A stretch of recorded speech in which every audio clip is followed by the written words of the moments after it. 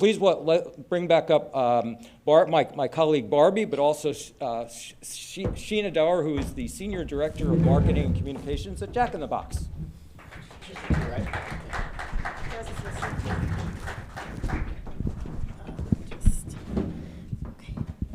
Hello. Hi. Jack in the Box is also really great if you stay out late at night. So we've got them in Santa Barbara. And we deliver. Great. So thanks so much, Sheena, for coming and joining us. Happy to have you again. So if you can just introduce yourself and let everyone know your role at Jack in the Box. Yeah, I'm Sheena Dower. I'm the Senior Director of Marketing Communications. In a simple nutshell, that encompasses social and PR, brand and content, and our media. So. Great. So I know that Jack in the Box has repositioned its brand over the last 3 years into creative. Can you talk about what led to that? And we'll also show some slides here. Yeah. So if you want me to. Well, I could start by talking about what led to it, but Jack in the Box has been around for over 70 years, and that comes with some really great things, but then that also comes with some challenges. And I think we had gotten to a place where we got a little stagnant and a little comfortable, and so we had to actually get back to basics. A lot of times we said marketing 101. We actually took it all the way down to the brand guidelines. We redefined like what are those brand colors, what's our fonts, and then we had to do that though to then infuse it into all of our consumer touch points, really just trying to bring that consistent experience no matter where the guest is experiencing Jack. So you see some examples here. Everything from new team member t-shirts, we reshot our entire menu in this really craveable way. Also leaning into owning that we are fast food and it's a little messy and that's okay. So really wanted to drive up the craveability with highlighting that in the food, updated menu panels. These are all elements that are starting to be rolled out at our locations. But then also with a 70-year-old brand, you have old locations. So not as easy to implement new t-shirts and menu panels as it is to remodel a location, but we do have a really robust remodel program that we have already rolled out. A couple Jacks are already updated, so you may have seen those ones. They light up purple at night, red during the day. But we also then developed our restaurant of the future, which I think we have a picture here as well that'll be for all of our newer builds. And it takes... Oops, sorry, I went back. How do I go back? Oops. You got it? Okay. Yeah, so here's the restaurant of the future. This again stemmed from that really, getting back to basics work, but like I said, we had to do that in order to then start to infuse it into all of the consumer touch points. This isn't even finalized. We have a lovely mural graphic that is actually on the interior that's not shown on this rendering, but this is our prototype for the future restaurants. Great, so I think the next slide is one of the ads, which I thought was funny. So, how are the costumes coming for the double bonus Jack combo promotion? Great, we left one with your assistant. Do you guys hear something? Introducing the double bonus Jack combo, just $4.99. Yeah, and we actually, we recently went back to our old agency, Shy It Days, so newer agency, but that was all a part of the brand transformation and getting back to what people know and love about Jack. And if you remember, Jack started when he blew up the boardroom, and that was where Jack Box, the character, came from. Shy It actually helped bring that character to life, and we thought it was very fitting to get back to them as we start to get back to that Jack that people know and love. Great, so let's get into the cultural moments. How do you identify them? Also, are you able to drive ROI? Like, when you speak to senior leadership about these cultural moments, are you able to prove the ROI for the cultural moments? We do have a slide, I think it's slide 5 on some of these moments. Yeah, I think, so cultural moments is interesting, right? So every brand wants to be culturally relevant, and Jack in the Box isn't any different. And we do predefine some moments, right? So things like Halloween. We know that that's a moment that is ownable for Jack in the Box. Things like St. Patrick's Day. These are all predefined ones that we're putting on our long-term calendars, and then we're tying products to. So we're making that spot that you just saw was actually ran during Halloween, or during October, obviously culturally relevant to what people are seeing and experiencing during that time frame. And so we are tying the ROI when we're now taking our product innovations. We had monster tacos. Well, that's very fitting for Halloween. And then we're making the content that we're putting on our media channels relevant to what people are experiencing too. A couple examples here. Are less in the TV space and less tied to like our LTOs. These are moments where we're owning just because we know that that's an opportunity for Jack in the Box to show up. It doesn't always work. I'll tell you about these two. So McShammed, massively successful. Clearly, who are we going against there? I think it's kind of obvious. But there was this insight that McDonald's shake machines are always broken. And it was a real insight. And so we were like, well, Jack in the Boxes aren't ever broken. So let's tap into that. And we bought this big billboard right behind a McDonald's, ironically. And the consumers love this. And like when Jack shows up this way, we get a lot of sentiment from our consumers that they love this side of Jack. So we do like to poke at the competition a bit when it's fitting. But then if you look at the other one, Munchie Madness, so we're big into sports. I think all QSRs, right? Like our media plan revolves around sports on TV. We want to catch people watching live TV. We still will very much advertise during March Madness, but I think in this moment, what we realize too is it's a crowded space. So sometimes you just have to realize if that's not the right space for you, then you tried it and you can move on and try something new. Great. So do any of these moments overlap? How do you know which ones to prioritize? They do, and I think that's where we come into, honestly, on our, as a collective team, we plan out our long-term calendar. We have myself there from marketing communications. We've got our head of product and our DGX team, and we're mapping out what are the LTOs we're bringing. Obviously, we're looking at, trends of when late night spikes happen, when do we need to have breakfast. So we're making sure that we're strategically putting LTOs there, but then also we have a layer on our calendar that is for key cultural moments. So when I talk about Halloween or St. Patrick's Day, we're putting those on the calendar, so then we're plugging in the products to support those moments. So we kind of tier our cultural moments. So we'll call those our fireworks, but then we also have things we call fires and sparks. National Burger Day. We got to be there. We're a burger brand. We should do something, but it probably won't be as big as like what we would do for, say, Halloween, where we've got a 360 campaign.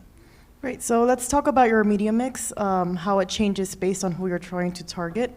Do you also change your messaging based on, well, obviously with stoners and gamers, you probably, sometimes they overlap, I guess.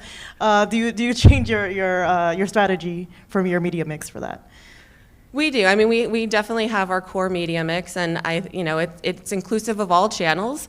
And I think the way that we look at the content structure is we honestly look at the funnel, right? We're like at the top, we've got our mass awareness channels. Those are things like TV, radio, out of home.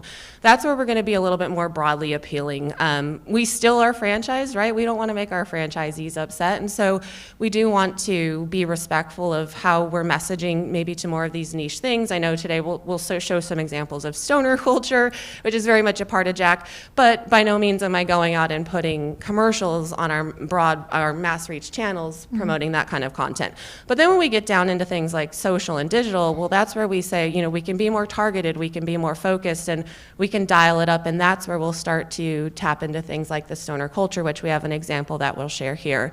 But I think it's really just that channel strategy and making sure that you're thinking of the audience and the messaging that you're delivering. Great. So let's show one of the creators. Trees, have roots and trunks and leaves.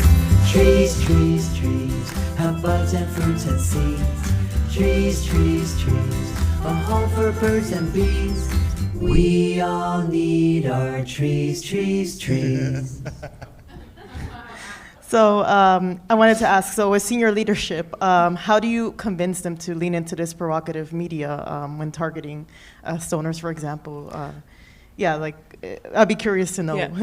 Honestly, we tie a lot of it back to data, right? So we just actually did some focus groups, both in Dallas and LA, and the consumers tell us, like, Jack is for stoners. Stoners love Jack. So it's like, they're telling us this. We have a product called a munchie meal. Like, we know that there is something there, but it comes into, we play in that if you know space. So, for example, this product, it was a pineapple express shake. So to some people, it's just a pineapple flavored milkshake, and that's totally fine. But if you know Pineapple Express and you get the double entendre of the name, then you loved it, and then this content lived again more on our social channels. We weren't putting this out on our broad reach TV. And so it's really playing in that if you know space and then tying it back to the data. I think sometimes brands want to just be edgy, but I think you have to have a reason and a purpose if you're gonna go there. And I will say with the stoner culture, it is definitely, when we show up this way, we get credit for it. I mean, on this thread, we had people commenting saying, like, that's the best marketing I've ever seen. Like, the marketing team needs an award. And so when we show up this way, we know that our customers appreciate it. So I'm curious, now that marijuana is legal in, I think, half of the country, Yeah. do you ever target the newer states that it's like now recreationally legal? Like, are you planning to expand? Because Jack in the Box is like more of a West Coast thing. So are you planning to open anything new on the East Coast or anything like that? Growth is definitely huge for Jack in the Box, because I think you're kind of asking two questions. So to the point of like legalized marijuana, I'll even talk about this shake a little bit more. So I think when we go to leadership to present an idea, we're kind of like taking it to the extreme. So we wanted to put CBD in the shake in Colorado. Our franchisee said, no, you're going too far. You got to scale back. So we're like, okay, cool. But we still get to do a Pineapple Express shake, and Jack loves trees. So it's kind of like having the ability to flex with the idea so that you can scale back if needed. But that was an example of like where, yeah, of course, in Colorado and California, we definitely see an opportunity to tap into, the cannabis culture a bit more. But then on your second question with growth, it's our number one ambition right now is to become the nationwide leading challenger brand. And so we have very big growth plans. We'll actually be entering Salt Lake City a little bit later 2023, coming 2023. We're on a fiscal calendar, so I feel like I'm already in 2023. But then we'll also have Louisville on the plans, and we'll continue to be growing definitely well into the Midwest and the East Coast. We're in 22 states right now with 2,200 locations. Okay, great. So let's get into the esports strategy. Can you talk a bit about your esports influencers and this campaign? Yeah, and I think that video plays too, but I can tell you a little bit about it before we play the video. Okay. Yeah. So Jack, again, I love to tie things back to insights because I think that's when you can really win, when there's a true natural insight, because your consumers will give you credit for that. And so if you look back to the history of Jack, we've always resonated with gamers. And this is my own assumption, but I say it's because before gaming even was what it was today, you were up late and you were gaming, and Jack in the Box was what was open. So you were building this just natural affinity because Jack just did something and then it fitted your need in that moment. I will say we've dabbled in and out of gaming culture. We were one of the first brands to sponsor an esports team. We still do. Optics, we're Team Optics. But we, again, like I said, we dabbled in and out. We didn't have this consistent always on, and we know if we want to truly connect with an audience, we have to be there for them all the time. And so what we're doing here with Gamer Jack is we're putting really the control in the hands of the fans. So we set out to hire Gamer Jack, and we're actually hiring a streamer who is going to play on our Twitch handle all year long. They get a full salary, so it's really like a job. And they are going to film and make lots of content that will then cut a bunch of different ways. They'll wear the Jack avatar. But what I loved most about this was the submissions of the videos, because these were things people made on their own, and the enthusiasm for the brand is what always makes me so excited to see that natural, true enthusiasm. If you want to play this, it's a couple snippets of some of the top finalist. Jack, that's you? Boy, look at you. Looking. Oh, sorry. Crap. Sorry, Ryan. I hit the button again. I had to hit it once? Okay. If it plays. Jack, that's you? Boy, look at you. Looking like 1968. My name's Chris, But how you guys doing? My name is Kaiju, other known as Kaiju Black. and I want to be the next Gamer Jack. What better way to let you know that I should be Gamer Jack than by song. I wouldn't do that. I'm a streamer, memer, full-time content creator. But to make it even better, I live 3 minutes away from the Jack in the Box. Finding a gamer is easy. What you really want is someone that can roll with the punches that the gaming industry and gaming community will throw at them. To that, say look no further. Gaming since I was a wee little laddie. I have never sworn once on my live streams, so you know I'm brand friendly. I love to show that you can play games, you can be competitive, but you can still have fun. People, you know, they take games too serious sometimes. I'm fun, loving, and I always bring good energy to the table. So, you know, your boy Kaiju Black would love to be a part of the Jack family. Not to toot my own horn, but the people love me. All right, they don't call me Buttery Jack for nothing. All right, they don't call me that, but like imagine if they did.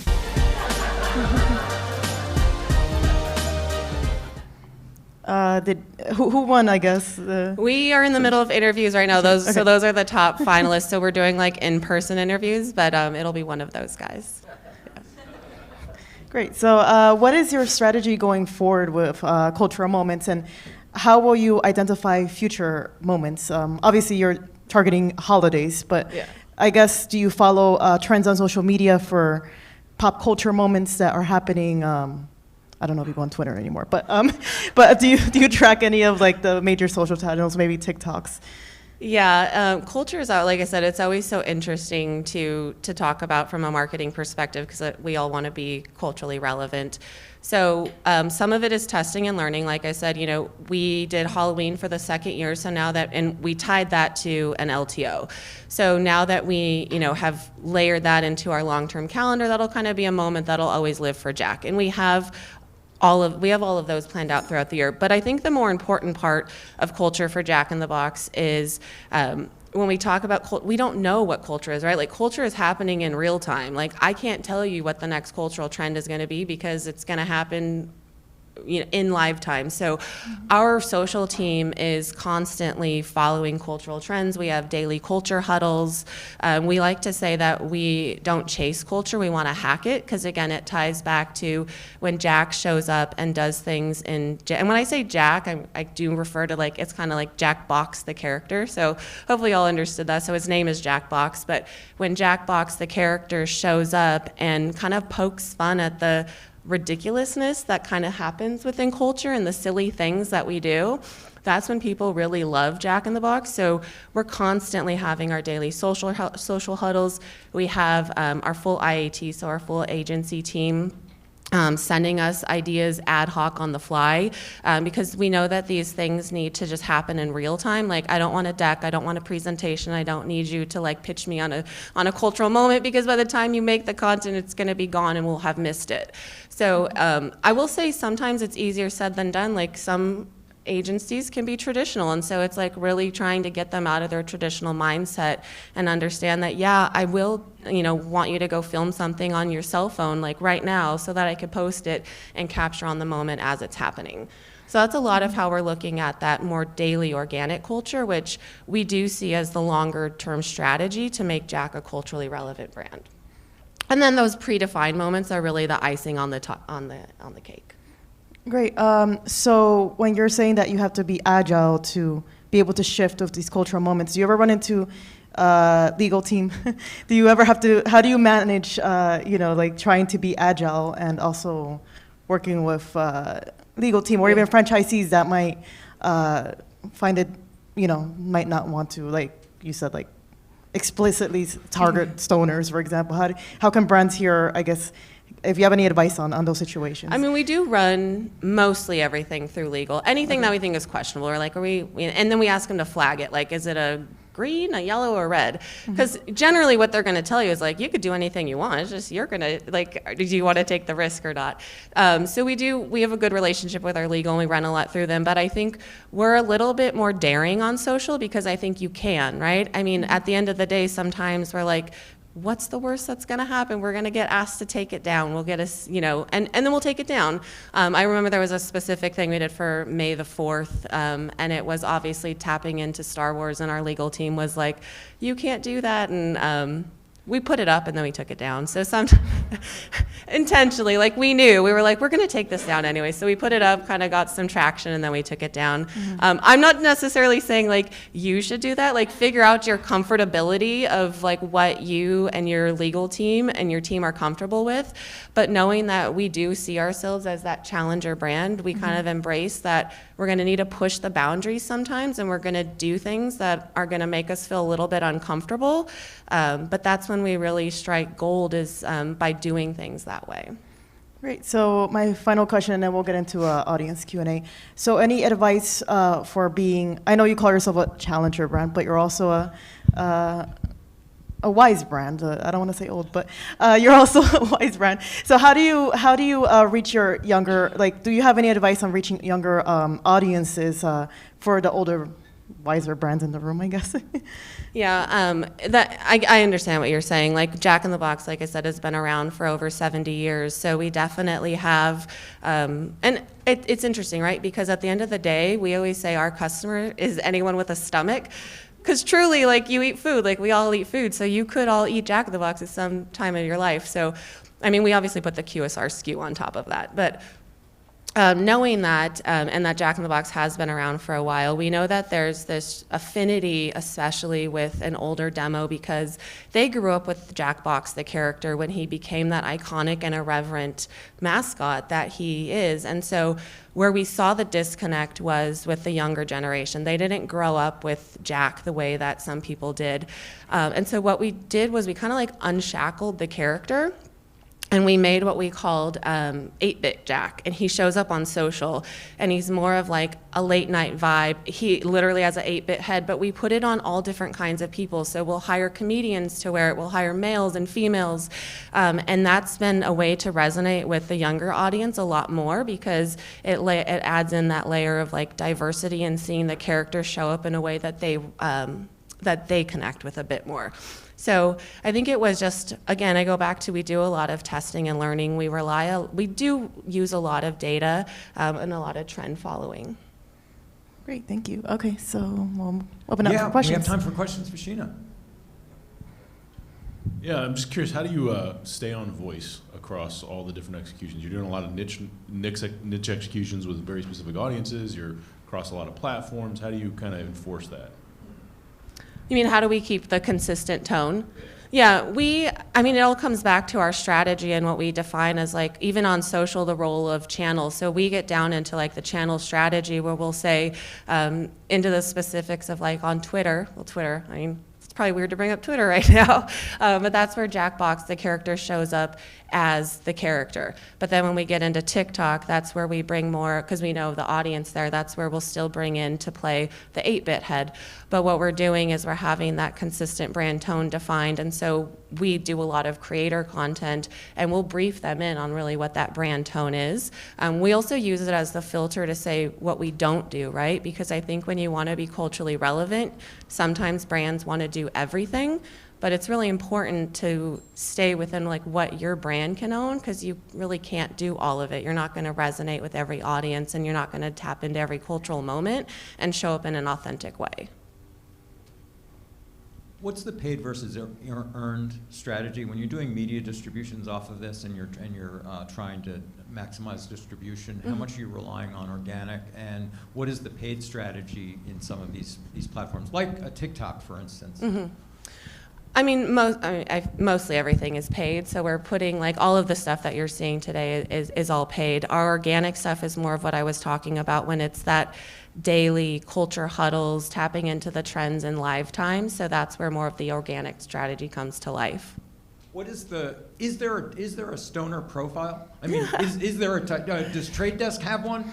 Is there, I mean, what No. We might. I just gave them an idea, and I want to cut. But I mean, we have done stuff like. What is the profile? Who do you target when you're trying to target that particular? We've done stuff like, I mean, we've even done geo-targeting around dispensaries. We've done so actually some dispensaries now even have you could buy advertising in dispensaries, so we've done placements there. With that, the Jack Loves Trees, because that one was so specific to like or not specific, but it did play so well in that if you know space. That one we felt comfortable putting out onto like all of our social channels. So that one, it wasn't like a super niche target, but we felt like if you got it, and then you loved it. We put it on Reddit.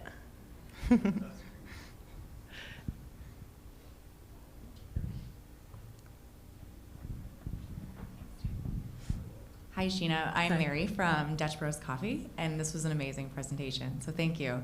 I really admire your brand's willingness to be nimble and react quickly to be able to leverage those cultural moments.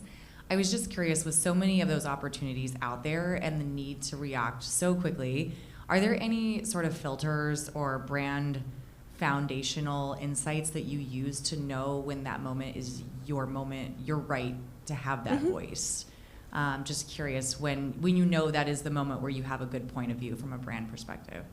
Yep, that kind of ties back to the other question I answered, where I said you can't do everything, right? Because you're not going to show up authentically. You're going to look like you're trying too hard, and so we definitely have our filters. So we have within our whole social strategy, we lay out who is our growth audience, right? So we call them the unruly ones. So they live up to this like Jack mindset that we've defined. They kind of, and this is all tied back to segmentation too. So it's not like we're just out there making stuff up, but they kind of, they don't conform to social norms. They are the ones that kind of live life and say, hell yeah.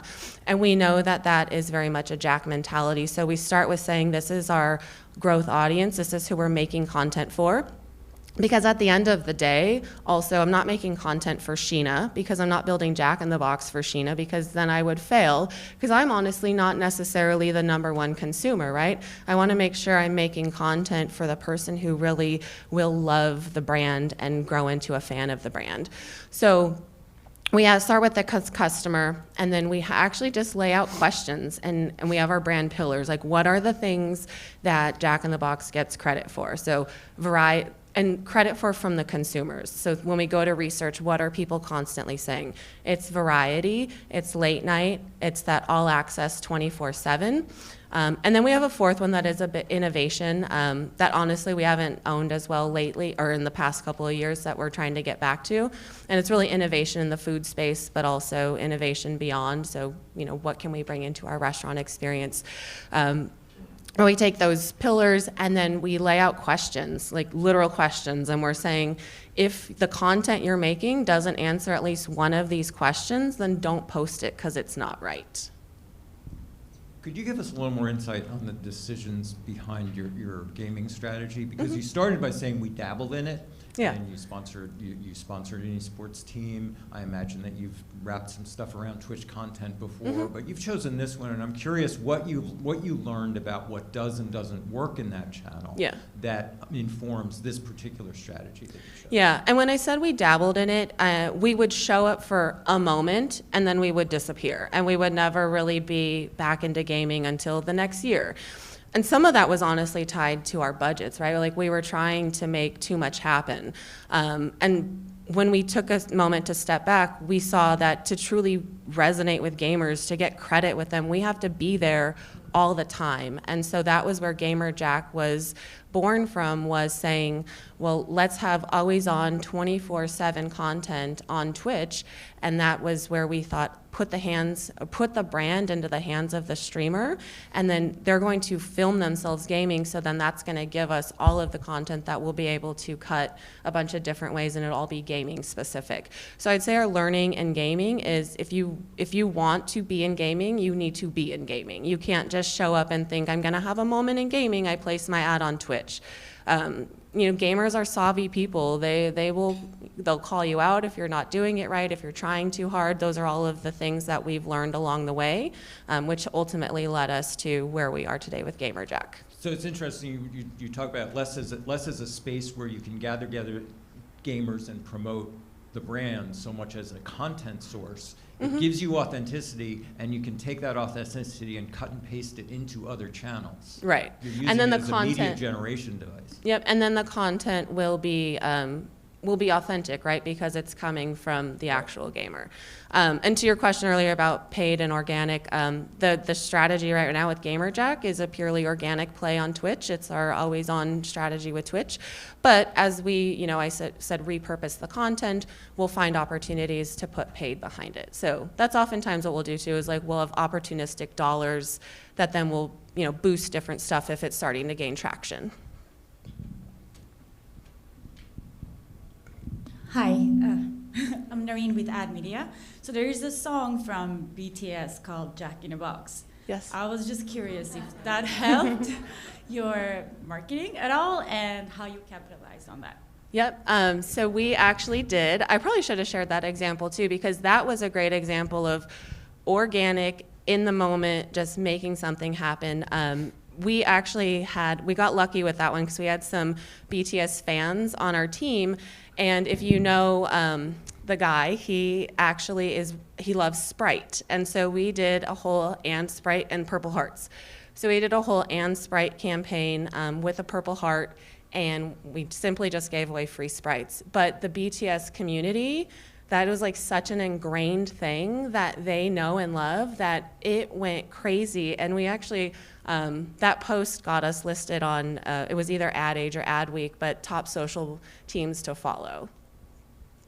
But so that was one of those things of like real time, live, happened, made it really fast, and just made something work.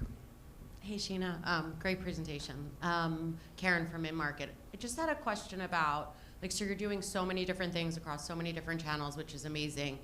How are you, the age-old question, what's the attribution on this? How are you understanding effectiveness and the mix of things, right? If somebody's seeing something on social and traditional, is that working better than one channel, or, how is it affecting frequency or new visitation? Mm-hmm. And how are you measuring it? I think we measure in a lot of different ways. Sometimes it's as easy as seeing, if it's tied to the LTO, we're seeing how the projections are performing and how sales of said LTO are working. So with those examples, it's things like the Pineapple Express shake. I was about to share a secret. We have a shake coming pretty soon. I almost said what it is. It's not out yet. Can't tell you guys. With Monster Tacos, with those LTO ones, we're tracking them like we would any other LTO. And we are using a lot of reporting and data that we're getting from our media partners. So Kara is who we work with. We also do media mix modeling analysis. I know sometimes that can be, some people agree with it, some don't, but it is another part of the tool that we're using. But I'd say we're taking all of the data points into effect. So we're looking at what is our sales analytics giving us from a product performance standpoint.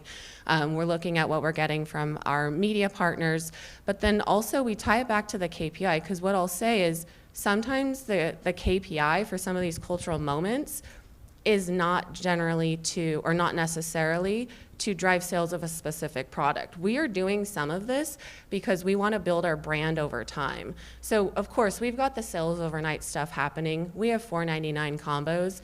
We do the 360 campaigns where it's on all of our media channels, but then we do have some of these other things where the KPI is very different and it's building that brand over time. And I think a big part of what's important is to have alignment with your team to understand that.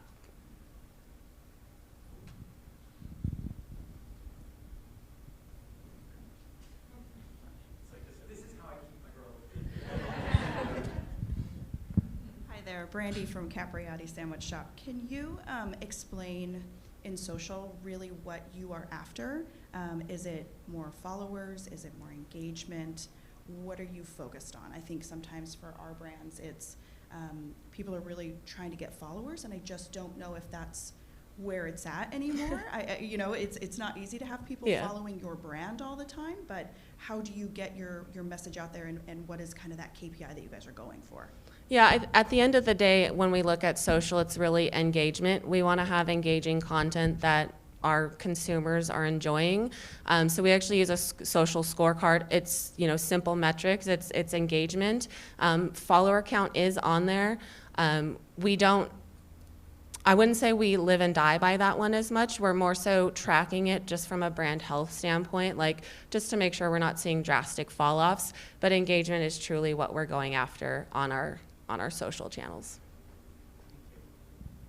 Sheena, thank you so much. Yeah, Barbie, thank you. Thank you.